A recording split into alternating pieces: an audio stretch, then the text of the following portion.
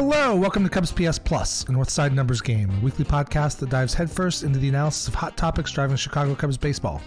I'm your host, Mike Waller, a lifelong Cub fan, full-time baseball stat nerd, and sometime youth baseball coach. Cubs PS Plus is part of the Bleacher Bunch Productions on the Fans First Sports Network, joining great shows like The Sun Ranto Show, Cup of Cubby Blue, and Baseball Rabbit Hole. The Bleacher Bunch feed is available wherever you get your podcasts, and Cubs PS Plus will always be available, ad-free, to Patreon supporters at patreon.com/CubsPSPlus, where you can support the show and find a variety of benefits starting for as little as $1 a month. In addition to the podcast feeds, you can also find me on Twitter or X, Instagram, TikTok, Threads, Blue Sky, and YouTube, all at Cubs PS Plus. I spin on the baseball metric OPS Plus. Love the pod or hate it, please drop a review wherever it is you find your podcasts. If you've done that, thank you so much. Maybe you can share an episode with a friend. Welcome into episode 70.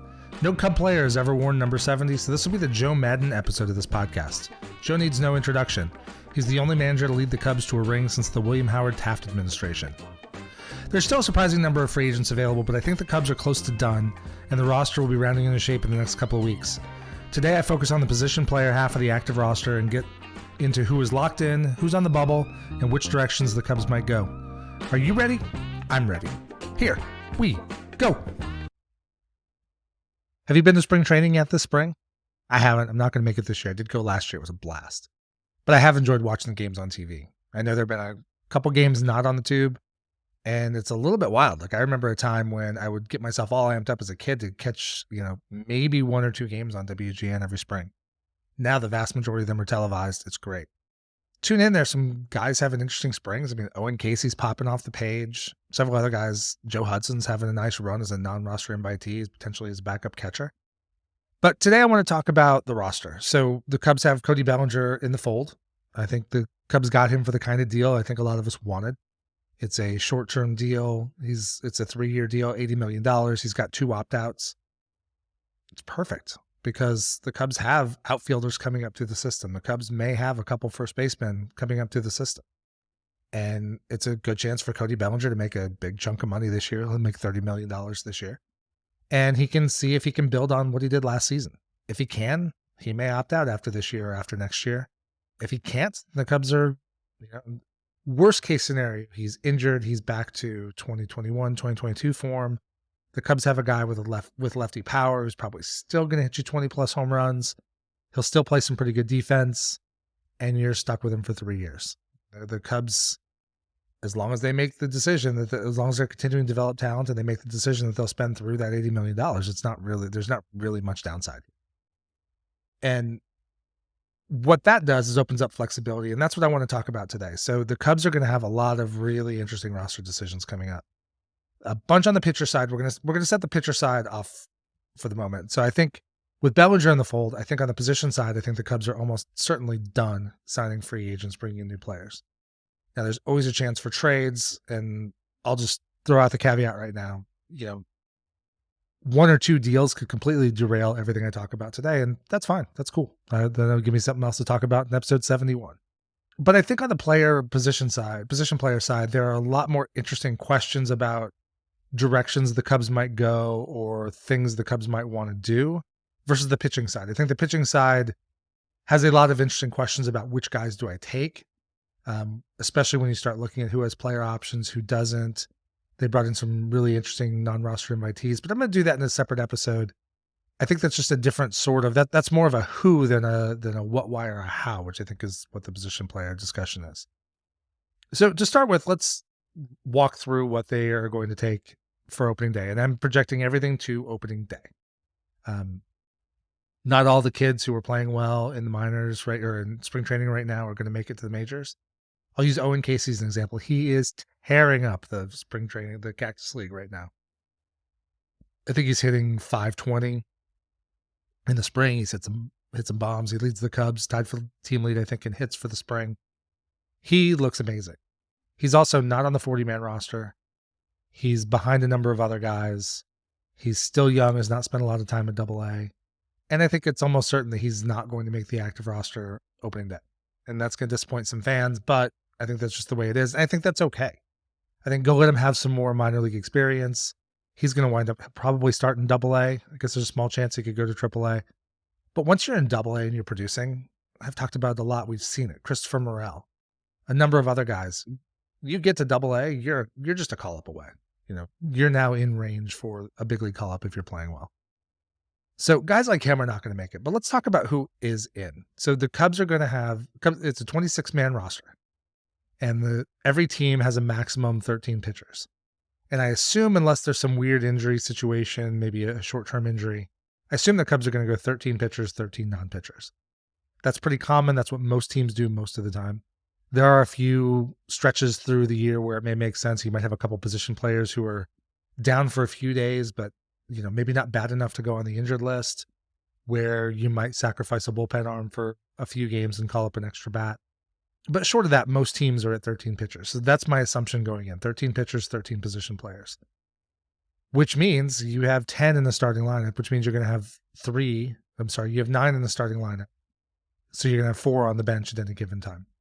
Let's walk through who is set. I think it's a given that Yan Gomes and Miguel Amaya are going to split the catcher position up in some way, shape, or form. My guess is they will be maybe a slight lean Gomes to maybe 50-50 early in the season, and my hope is Amaya plays well enough to gradually start taking over number 1 so that when Gomes' contract is up at the end of this year, gives him a chance to, I think he might retire, but it gives the Cubs the opportunity to have somebody under contract settled as that number 1 catcher. Now, first base is a question mark. There are a lot of opportunities, so I'll set that to the side for the moment, but nobody at first base right now is locked into the roster. Second base, Nico Horner is going to be your starting second baseman barring injury. Dansby Swanson's playing shortstop. It looks like Christopher Counsell, even though he said, third base is not going to be settled as of opening day, it really looks like they're going to give Christopher Morel some runway at third base, which I think has to happen. I've talked about that for a while. I think Morel being able to play third base would be the best possible thing for this team. He's got a clear power bat.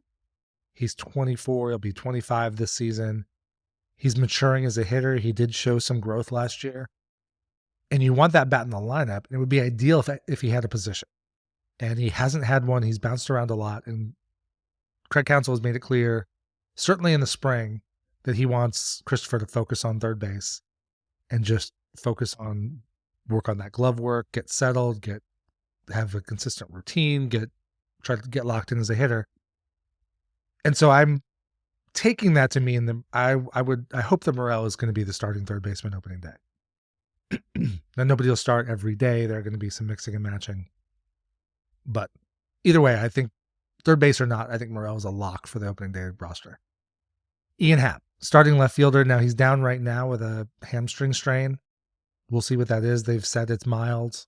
Hammies are always difficult to predict. They respond in different ways. For the moment, they're optimistic about him for opening day. So for purposes of this analysis, I'm assuming he's going to be on the opening day roster. Center fielder's in question. Again, there are some guys in play. Probably Cody Bellinger right now would be probably the default position at center field. Seiya Suzuki, right field would be your default. He's certainly locked on this roster. He's going to be the starting right fielder as long as he stays healthy. I think there are a few other guys who are definitely locked in the roster.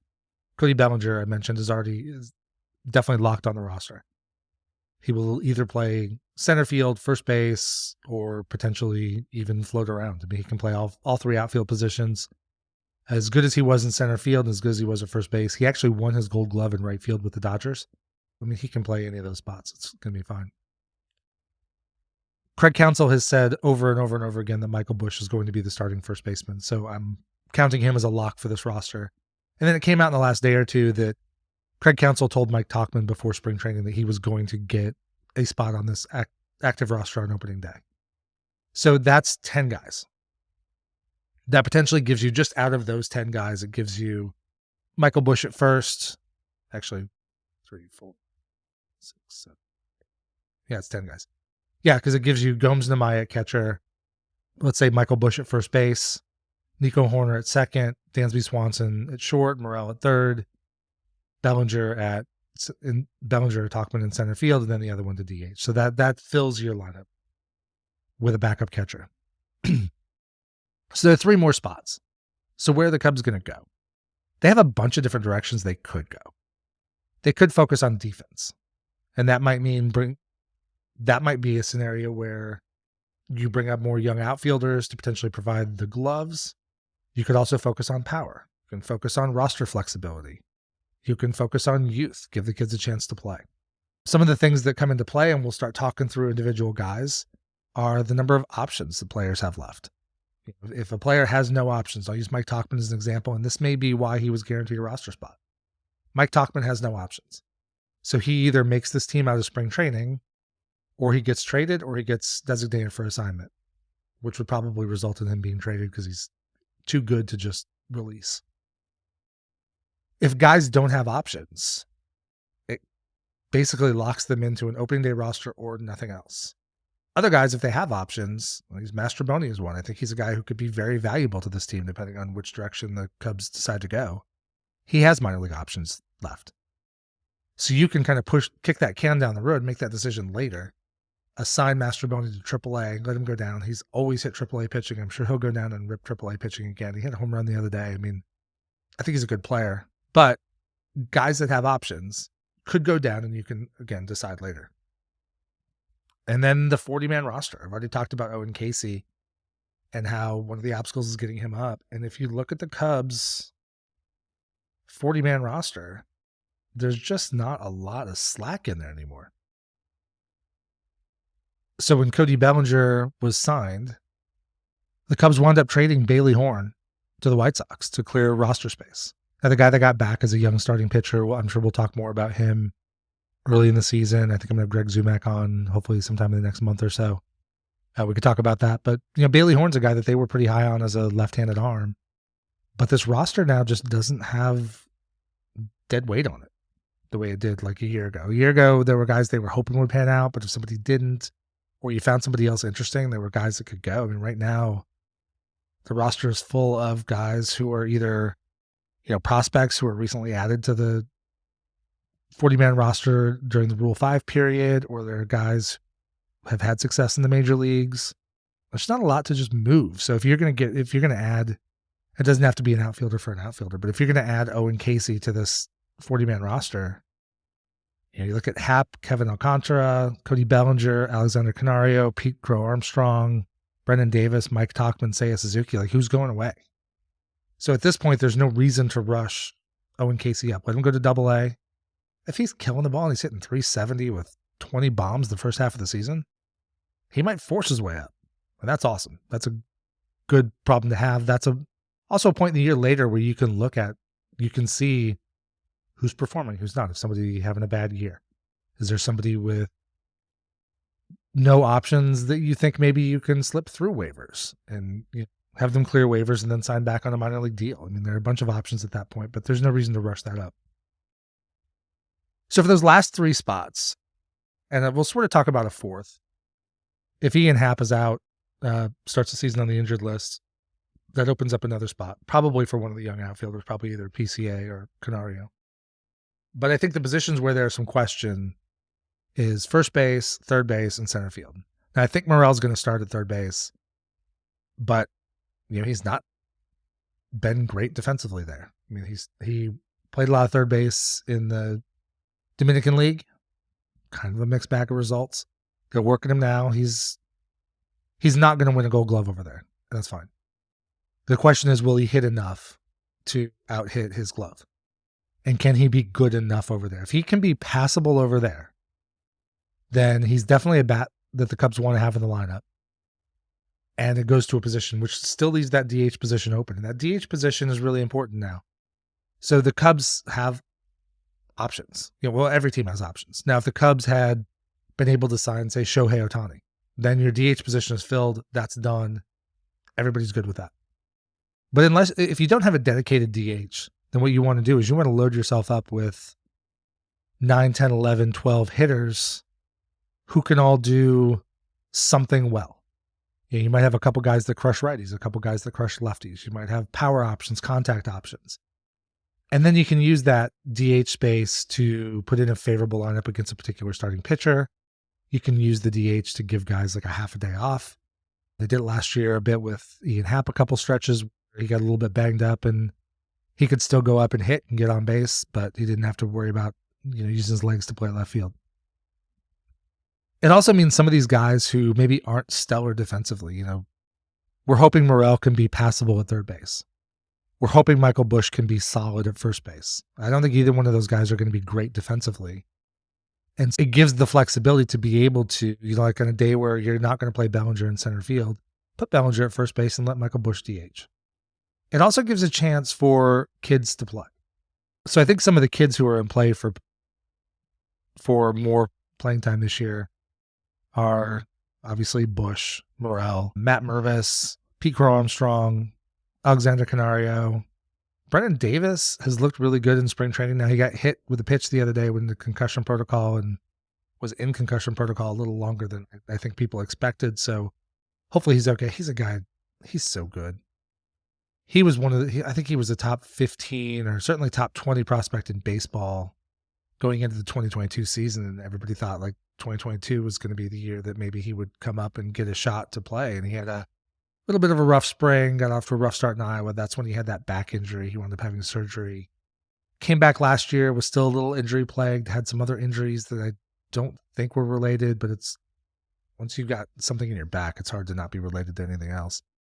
But he has looked really good this spring before getting hit by that pitch. So I'm hoping he can finally catch a break at some point and get back. And I think he would be a long shot to start the opening day roster in Chicago.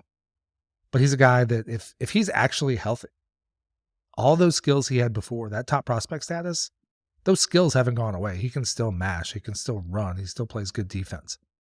And if he can go back to AAA, get himself established, show that he's healthy, have a good couple months, then he's a guy that's, potentially available to come up and fill a spot. And then on top of the young players, they also signed a bunch of really interesting non-roster invitees. So guys who are not on the 40-man roster, guys who have had past major league success, who the Cubs brought in to take a shot, see what they look like this spring and see if they can fill a hole. They will not all make it. Now, some of them may agree to sign a minor league contract and go to Iowa. Some may opt for free agency. A lot of times these contracts, even if they do sign a minor league free agent's contract, have opt-outs. So if they're not on the 40-man roster by May 1st or June 1st or June 15th, they have the ability to go ahead. Like if they're crushing it at Iowa, but let's say let's go through them for a minute. So David Peralta, he's an outfielder. He's had good stretches in the past. Garrett Cooper, Cubs signed him out of Miami. He had a really rough 2023, but he had been good the previous couple seasons. He was an all-star in 2021. Dom Smith, who was always hit pretty well. He was somebody that was on the free agent market last offseason and went and had a solid year. He signed a minor league contract with the Cubs. Jorge Alfaro at catcher and Joe Hudson also at catcher. Hudson's been killing it this spring as well, so he's pushing really hard for a roster spot. One thing that works in Hudson's favor is he actually has options left. So the Cubs could sign him and also send him down. So when they evaluate those guys, they're going to have to figure out, and I'll add David Bodie to that. David Bodie is he's technically a non-roster invitee because he's not on the 40-man roster. He's still under contract with the Cubs.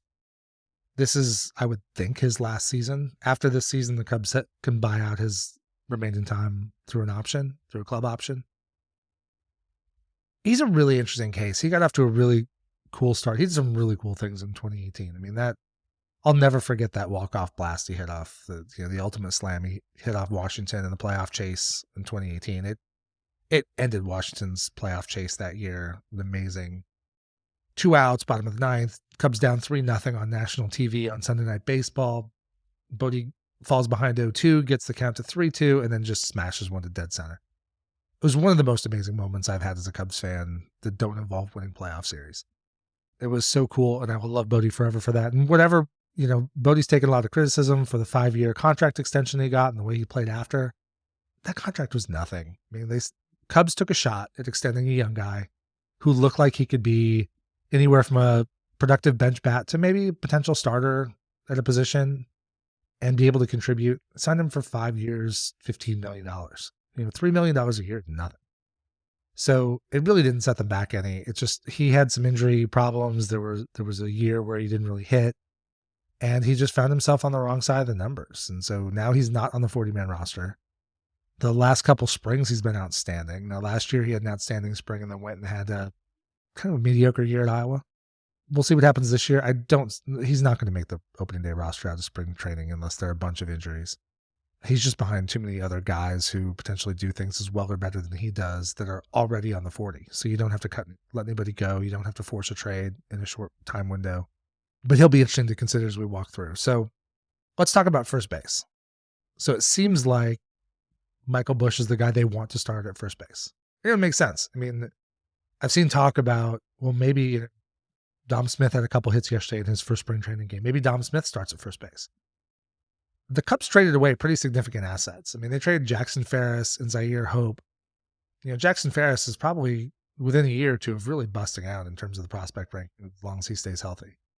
They traded away really, really significant prospect capital for Michael Busch, Yency Almonte. We'll see about Yency. Yency hasn't appeared in a spring training game yet this year, so I'm not quite sure what's going on there, but we can talk about him on the pitcher episode. But Michael Busch is a guy that they've invested in. They definitely want to give him a chance. They also have Matt Mervis. Now, Matt Mervis has not had super great spring so far, but he's shown he doesn't have a lot left to prove in AAA. If he goes down to Iowa, he will go down. He'll hit pretty well, hit a bunch of bombs, show a bunch of power. He'll walk. He'll do all the things. In the minor leagues, pitchers are a little bit scared of him. That wouldn't be the case in the majors. And he came up last year, and he had a bit of a mixed bag. I mean, on the whole, the numbers were not good in his.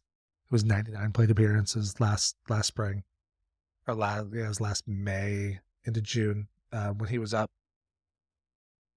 He wasn't great, but he didn't get a lot of run.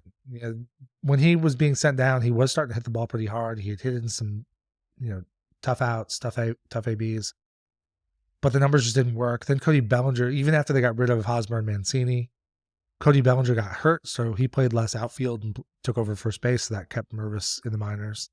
But he's somebody who, I've said a lot in this podcast, the last 2 years, the Cubs have missed on opportunities to determine really who Matt Mervis is. Can he play at the major league level or not? And at some point, we talk about this all the time, but prospects are a perishable commodity. I mean, they're prospects until they get too old to be prospects, or they're prospects until they show they can't play, or they're prospects until they get injured. And Matt Mervis is kind of bouncing on the side, really killing it at AAA and not getting a lot of chances at the big league level. So he's a guy who potentially could be in play for first base, could be in play for a DH position, could be in play for a bench bat position. There's also a point where you just want to see a guy up. Now, there are younger guys. We talked about Owen Caissie. Owen Caissie just needs to be playing every day. He needs the bats every day. That's probably the case for Pete Crow Armstrong as well. Those guys are both young. They're like 21. Caissie might be 22. Those guys have so much time in front of them. Just have them play. Now, if there's a line, it doesn't have to be literally every game. If there was a path for PCA to come up and be on this team, we'll get to the outfielders in a minute, and he could play 3 to 4 days a week in a situation where Craig Counsell could put him in there on the regular as a defensive replacement and then pick starting pitchers that match up well with his skill set and put him in a position to succeed. Like, that could be really good. But if he's going to be a bench guy playing, with 1 or 2 starts a week, whatever, like, just let him go down the minors and play. But now, Matt Mervis is 26. He'll be 27 later this year. I'm pretty sure. He might be 27 now. Let's see, I've got it right here. He'll be 26 this year. He is about as good as you can be in AAA. And now it's at the point where if he can contribute as a bench bat, if he's a guy who can come in and, it's hard to say platoon with 3 left-handed options at first base, but if he can come up and play part-time, if he can DH against certain kinds of matchups, maybe it makes sense to start getting value out of his bat as opposed to just keeping him in AAA. And then also at first base, in addition to, you have Bellinger, who can play a good outfield or a good first base. So again, like if Christopher Morel can stick at third base, if the DH spot is kind of open, it gives you the opportunity to play Michael Busch and Mervis, or it gives you the chance to put Bellinger at first and let Busch or Mervis DH. But also at first base, they have, a few different non-roster invitees. So they've got Garrett Cooper, who I mentioned was a previous All-Star in Miami. They've got Dom Smith. And so if one of those guys comes in and really pushes for playing time, They could get that position. They have a lot of options, but it could also get crowded fast. My guess is I would think Cooper probably has the best shot at coming in and maybe getting a job just because of what he's done in the past. He's coming off an injury, so he's not played much. And he might be a guy that needs to start in AAA. Just kind of get back, show he's healthy and productive and all those things. And then we look, second and third base are set. We'll go to third base. So the Cubs want Morel to be there. Can Morel play there? We don't really know. And so then you look at other potential starter options would be Nick Madrigal, who started there a lot last year. Nick kind of is what he is at this point now. He's a guy who's had a ton of lower leg injuries, and he got pulled yesterday because of cramping in his hamstrings. Now, cramping is not necessarily serious, but every time Nick Madrigal has anything tied to a lower leg injury or tied to a lower leg, I get concerned about injury because he's shown that he can't stay healthy. So we'll see about that. Patrick Wisdom can play some first. I forgot to mention him at first base. He can play first base or third base. Power, strikes out a ton. He'll occasionally just go on an absolute heater where you just got to play him every day, regardless of starting pitcher, until that heater's over. Because during those little runs, it's like he goes completely unconscious and just crushes everything. Probably don't want him as your starting third baseman. Now, if Morel doesn't work out right now, that probably forces Madrigal into the starting lineup at third base. And Madrigal's, I'll continue to say it, Madrigal is a Major League Baseball player. He's a Major League hitter. He is a poor man's Luis Ariz. He'll play solid to good defense at second base and third base. The problem at third base is his lack of arm strength requires him to play a more shallow third base, so he has less range. And you'll see when he catches the ball, he's several steps to get himself going. He can get it over there when he has to on the short notice one or two times, but the play you won't see him make very often is playing deep, going to the line, and then throwing across the infield to get the guy at first base. He just doesn't have that arm. It's not his skill set. He can play a good second base. Probably not ever win a Gold Glove, but he will not embarrass himself over there. He will definitely make all the plays at second base. And he'll make a lot of contact. He doesn't strike out.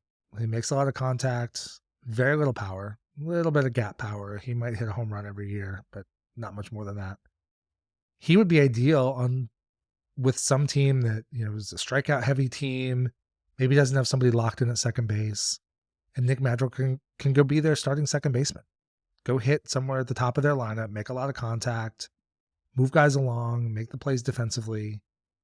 And if he can stay healthy, that can be productive because he's shown through stretches, both with the White Sox before he came over to the Cubs and then certain stretches when he was healthy with the Cubs, he can go hit 315 to 330 for long stretches. He hasn't shown he can do it over a full healthy season, but I think the skill set's there if he's healthy. He's also a guy that needs to play. I think he's best when he's playing every day.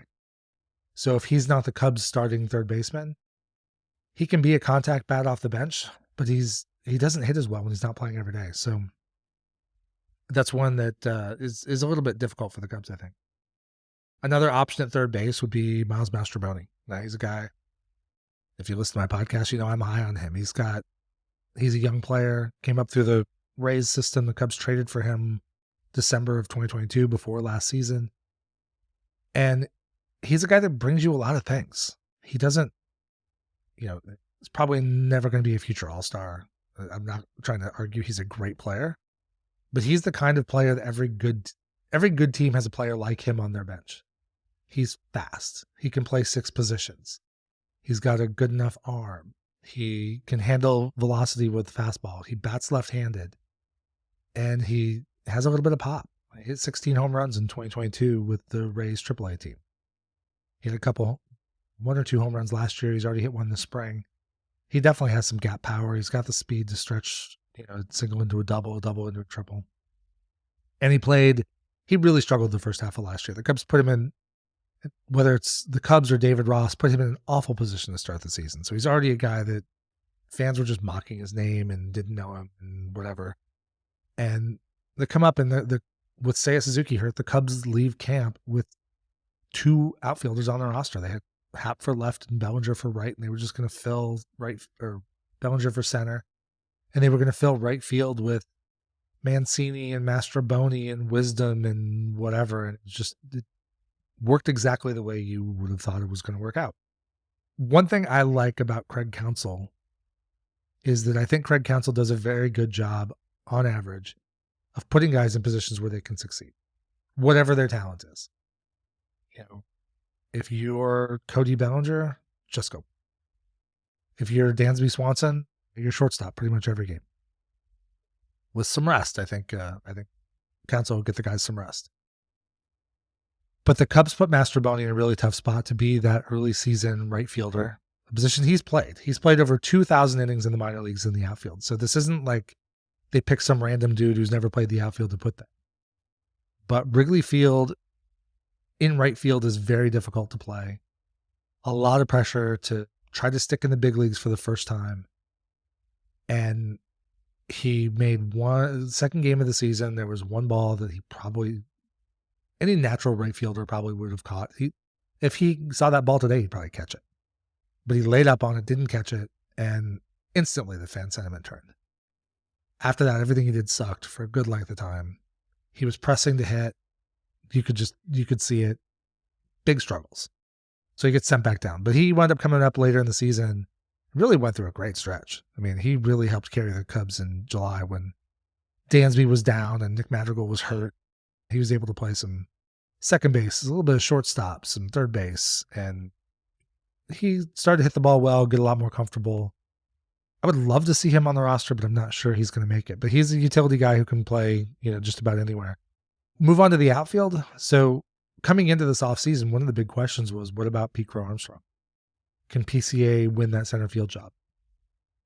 I think a lot of people overreacted to the 19 plate appearance, 0 for 14 sample that he gave last September.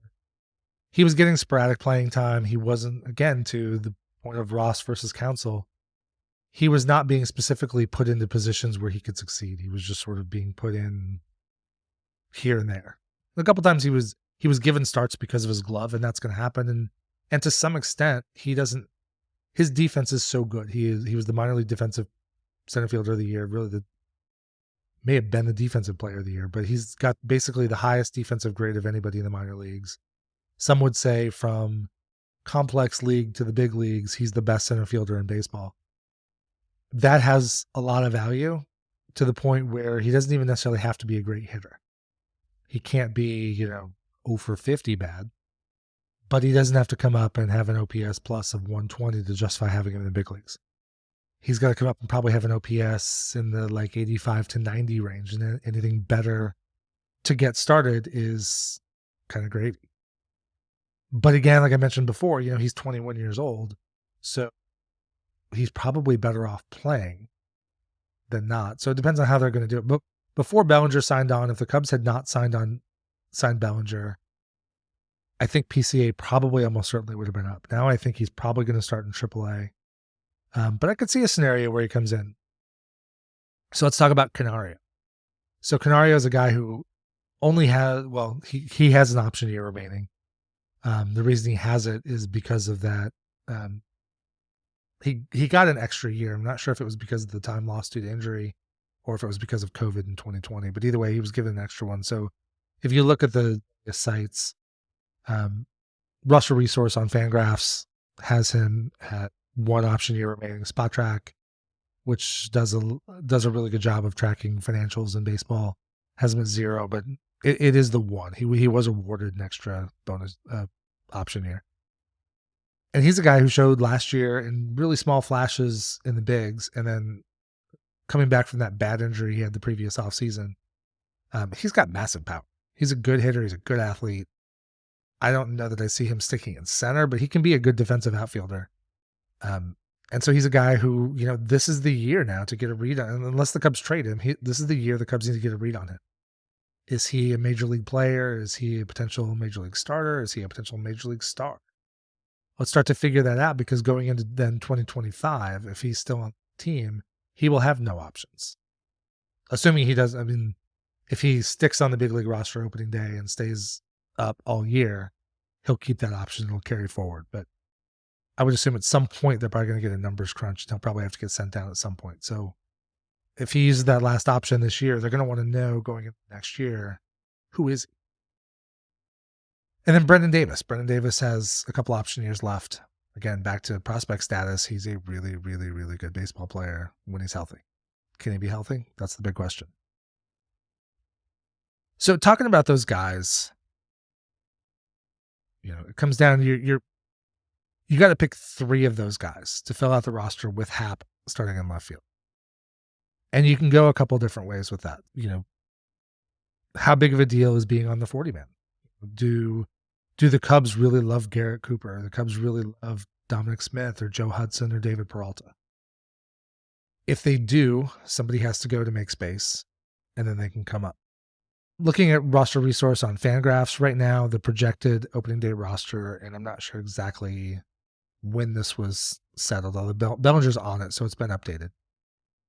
They project opening day, Nico Horner at second base, Dansby Swanson at short, Happ at third, Bellinger at first, Sayan right, Morel at third base, Michael Busch DH, Yan Gomes catching, and Mike Tauchman in center.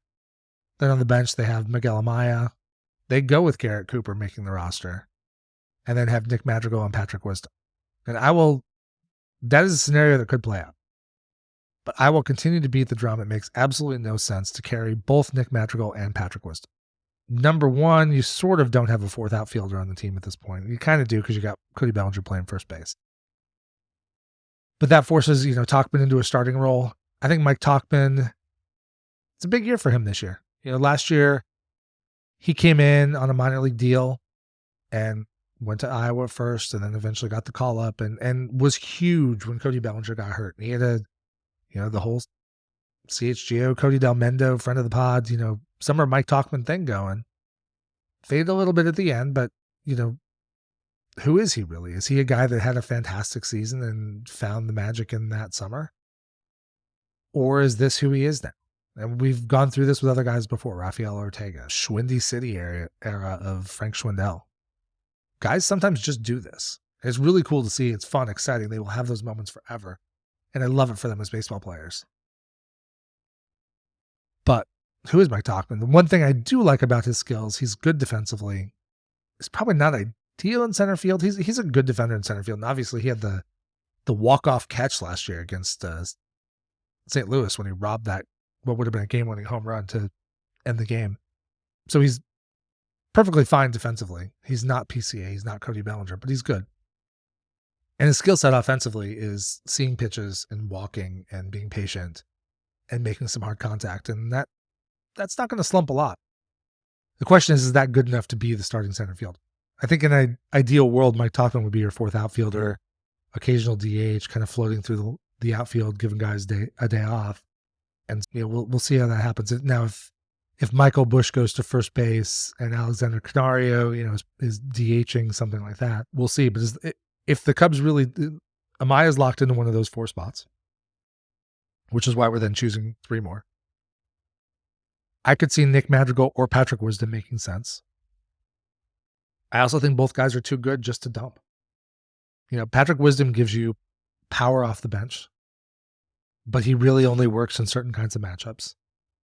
Nick Madrigal gives you a little bit of versatility because he can play second base, he can play third base. I guess Madrigal can play both corners and play the outfield a little bit, but he doesn't really play any of them very well.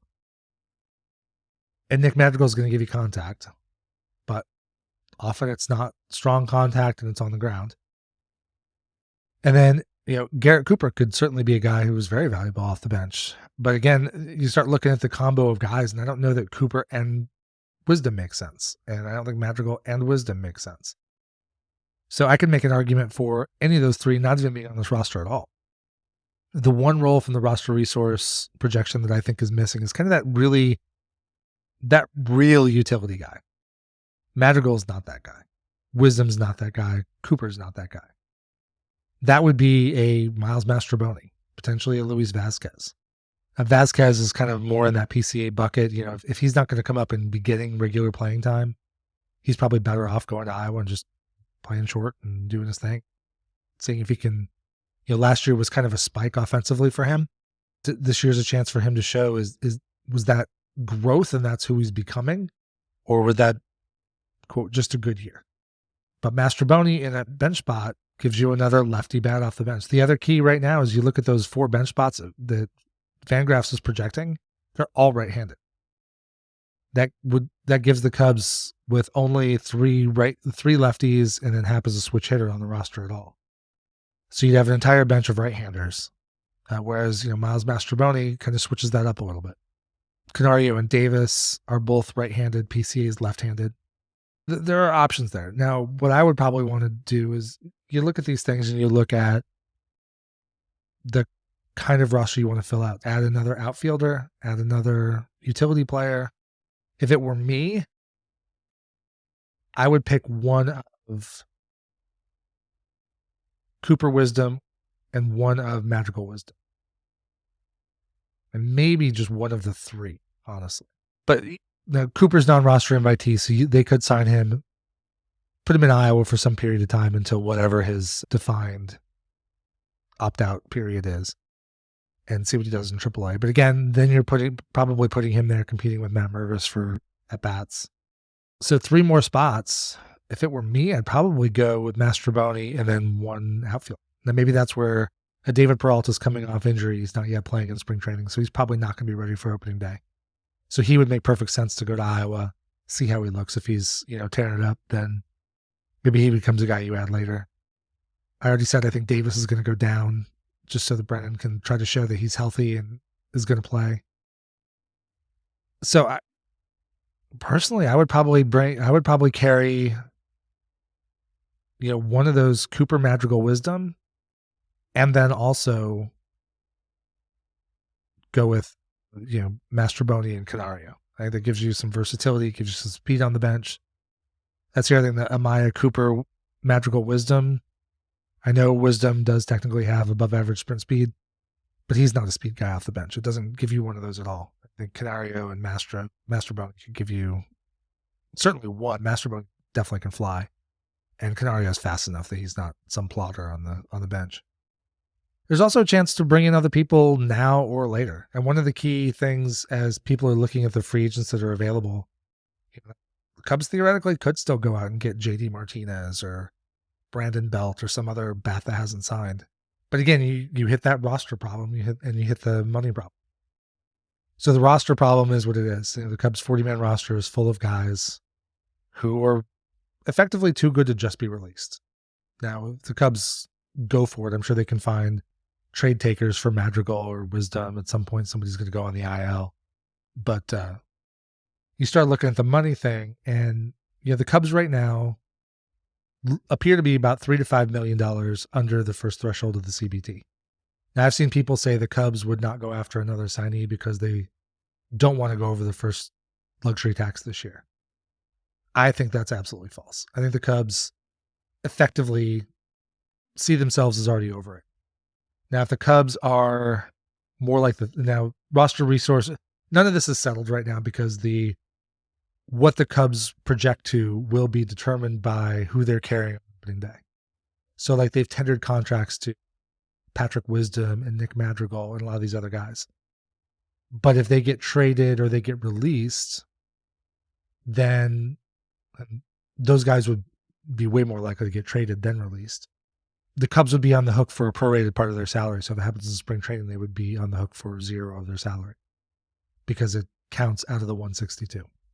While they're $3 to $5 million under right now, if they were to trade Patrick Wisdom, that's a couple $1 million back. If they were to trade Nick Madrigal, I think that's $1.5 million back. And some of this is still in flux, but the Cubs right now, Roster Resource has them north of $235 million for the luxury tax payroll. And the first tier threshold is $237 million. And when you factor in that a number of players have performance escalators, bonuses, and things like that will come into play, there's almost no chance, even if the Cubs make no more moves the rest of the season, including the trade deadline, that unless they sell, there's almost no chance they stay under 237. So they're going over. In fact, if the Cubs do nothing, there are no bonuses, and the Cubs don't sell, and Cody Bellinger opts out of his contract, Cody Bellinger right now, for luxury tax purposes, uses an average annual value. So it's his 3 years, $280 million, which is a tick over $26 million. If he opts out after this year, that retroactively becomes a 1 year, $30 million contract. So Cody Bellinger doesn't cost $26 6 point whatever this year, he counts as $30 million. That's another $3 million. So the Cubs are basically over. So what the Cubs are looking at now is whether or not they're willing to go over that second tier of the luxury tax, which is another $20 million. So it's $257 million. So the Cubs are effectively $23 to $25 million away from the second tier. I think at the deadline, if they're having a good year, they're competing, leading the Central and maybe looking like they have a shot, to compete come playoff time. Jed has said over and over and over again that he wants to be active every trade deadline, either buying or selling. He's said repeatedly that the worst thing you can do at the trade deadline is not take advantage of guys who are available. I take him at his word. He's done that. He's done something at every deadline. I think last year he made a couple deals. He brought in Candelario, which was the best bat available at the deadline, made the trade for Quas. I think he could have done more. I don't think it was Tom inflicted. I think it was Jed's decision to not go over and set up a repeater situation last season. But I think this year he's already decided to go over. So how far over will they go? Going over the second tier is fine. It's just money. It's just a bigger penalty or bigger tax that the Ricketts will have to pay.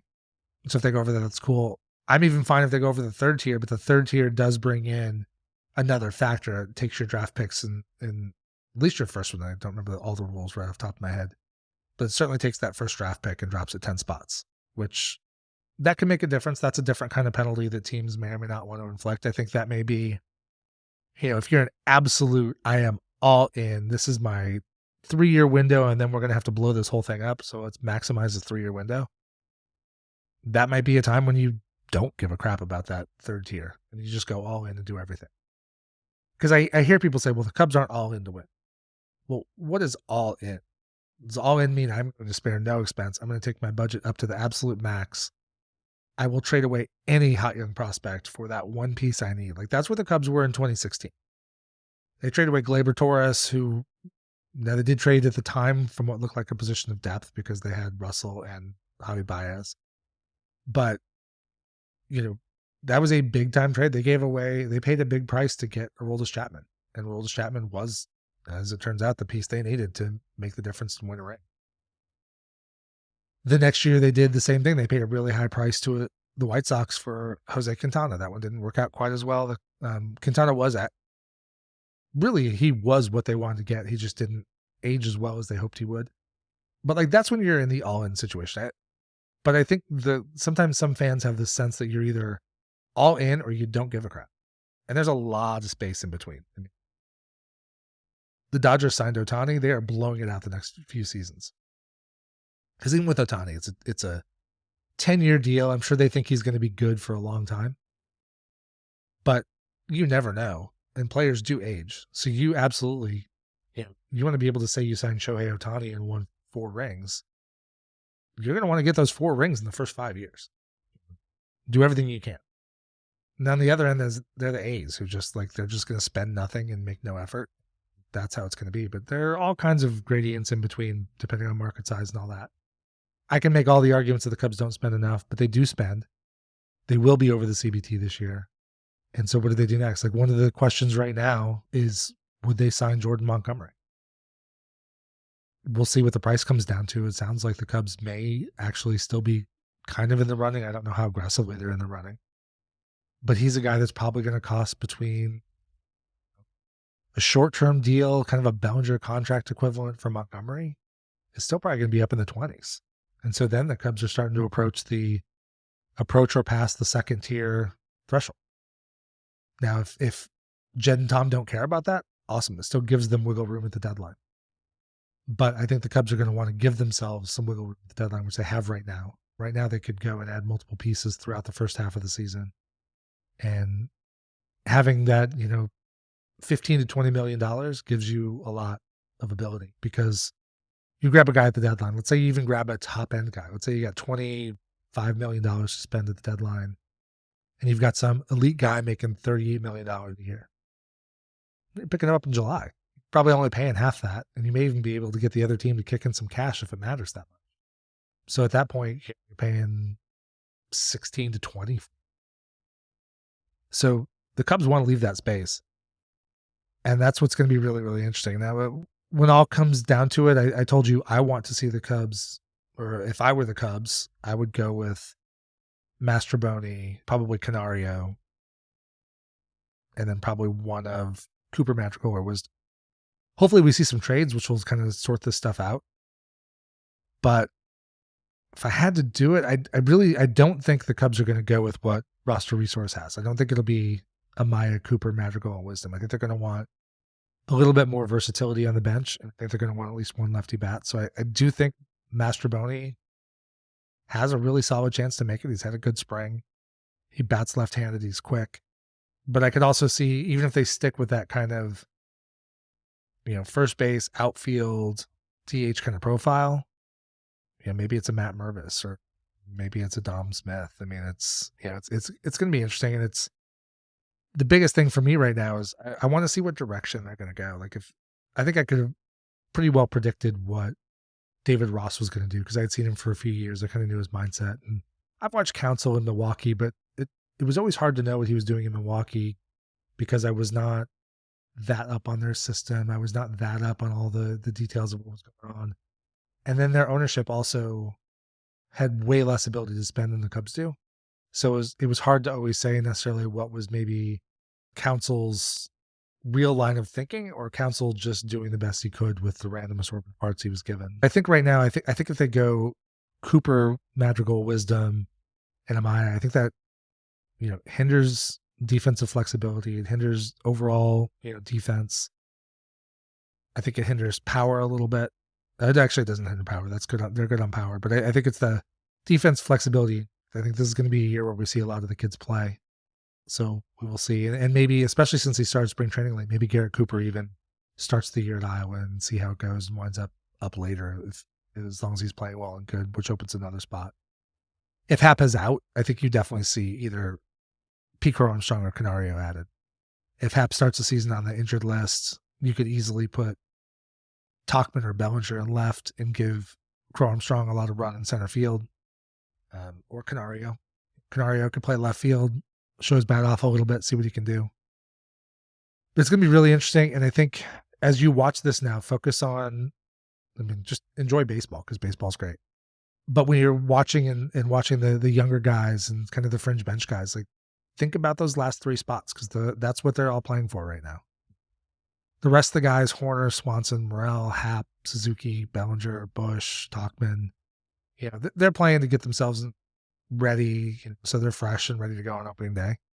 Bush, to an extent, is still competing for the first base spot, but I think Counsell's all but said enough to tell me he's probably going to get it unless Bellinger's playing first and Bush is DHing. But I think he's going to get some run. So watch those things. Ton of college baseball out there. Go watch guys play. Baseball is here. It's I know it's been warm in Chicago. I'm in Charlotte, North Carolina. We're in the 70s this week. It is absolutely gorgeous. Baseball weather is here. I've been evaluating Little Leagues, and our season's about to kick off. I've got a son on the middle school baseball team that's got first game next week. Like, this is baseball season. It's finally here. It was such a long, painful off season. Go find some baseball. Go enjoy it. And we'll talk soon about the pitching side. Thank you for joining me today. If you like this episode, please drop a rating and review wherever it is you get your podcasts, and share the episode with a friend. Just a few seconds from you gives me great feedback and helps other Cub fans find the show. You can find me on Twitter, Instagram, TikTok, Threads, Blue Sky, and YouTube, all at CubsPS+. And check out the Patreon page, patreon.com/CubsPS+ to help support the show. As always, the theme music for this podcast is Prospect Park West by Jerry McCoy. This is Mike Waller, host of the Cubs PS Plus podcast. Every day with Cubs baseball or talking about Cubs baseball is a great day. Go Cubs!